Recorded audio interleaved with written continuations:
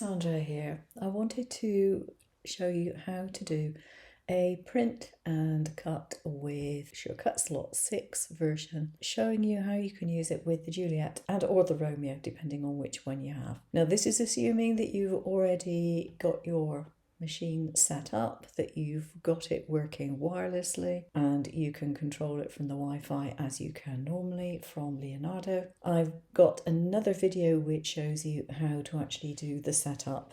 So if you need that, look at that video. I just have 4 circles here which I've drawn in shortcut slot, space them around. And if we go over to the document page and I go to show margins, print margins, you can see that these circles are directly on my print margins.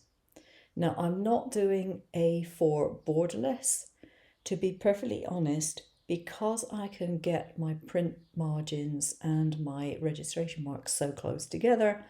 There's really very little point in doing a borderless print. So if we go to Cutter here, and we go to Settings, this is where you set up your registration marks. Now I've got mine in millimeters because I use metric. If you're using inches, then it will be slightly different. But I have altered these. My marks are on the top left, top right, bottom left, bottom right. There's 4 marks. That's standard. Mark size is set at 2 centimeters. I think that was standard. I don't think I changed that one. The mark thickness I've kept as is. You can't make it go any lower here. Now, mark inset from print bounds, or you can have mark offset around design, or you can have mark from page bounds. I'm choosing to do it from print bounds. That's the simplest way of setting it up. And you just click on OK, and that's it, you're done. Now in the cut settings, you can see we have print and cut here. So you go to print and cut. Now I've got the use software speed and force selected. I tend to cut from the software rather than cut from the machine. If I cut from the software all the time, then I don't tend to forget to alter the settings. If I cut from the machine, I frequently do, and then I end up cutting into my mat when I don't want to, okay? So I do tend to do that. And it's on what you see is what you get. But you click on print and cut. And here you've got print, so you just press that and it's going to print your image. Now, one thing that you do have to do is to make sure that you know which is the top and the bottom if you do not have your items in the same place. So if it's not central to the page, you need to know which is the top and the bottom. Now, as I speak, I don't know if the version that comes out is going to have a number or a cross or something or other in the bottom left corner for the print to be done. I have suggested it and it may well crop up. It may be something that happens in the future or it may never happen. I don't know. So if you don't know which is the top and the bottom, I suggest you put some kind of mark within your design somewhere outside of the cut marks, just as a print and cut print, so that you'll be able to see where you need to put your design on your mat. If you put it upside down and it's not instantly obvious that it's upside down, then your cuts are possibly not going to be in the correct place. So you send it to print, and then the next thing you do is you say start scan once you've got it on your mat. Now, it does say to position the carriage so that it's over the first printed registration mark at the bottom left of the design. And then you click Start Scan to start the auto scan.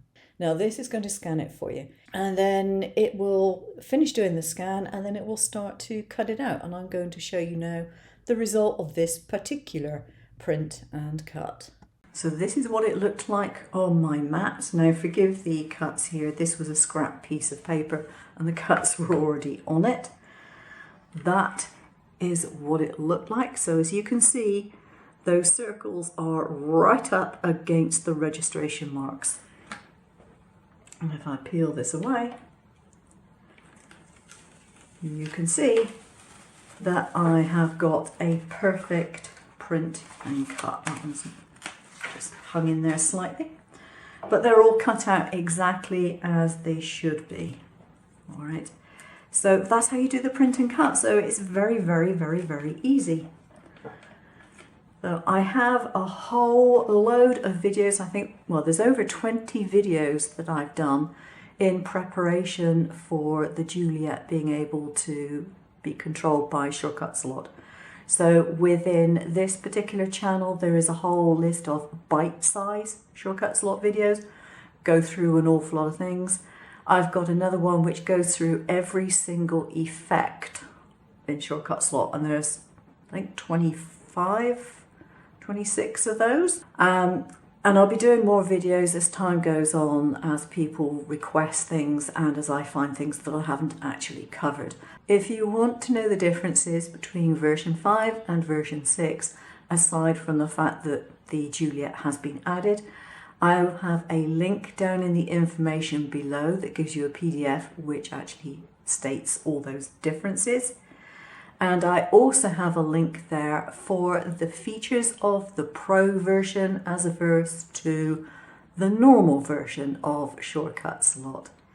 So, you know, if you need that information, look at those links, download the PDFs, and, you know, make use of that information, because it's important that you know what you're actually buying. If you've not used Shortcut Slot before, you can actually download a 2-week trial version from their website, Craft Edge. I'll leave a link to the website down below as well. My thanks go to Sandy for the information in PDF format. She's the one who writes all the manuals on these things and puts it into language which can be understood. So there we go, print and cut with Shortcut Slot for the Juliet and the Romeo. Take care now.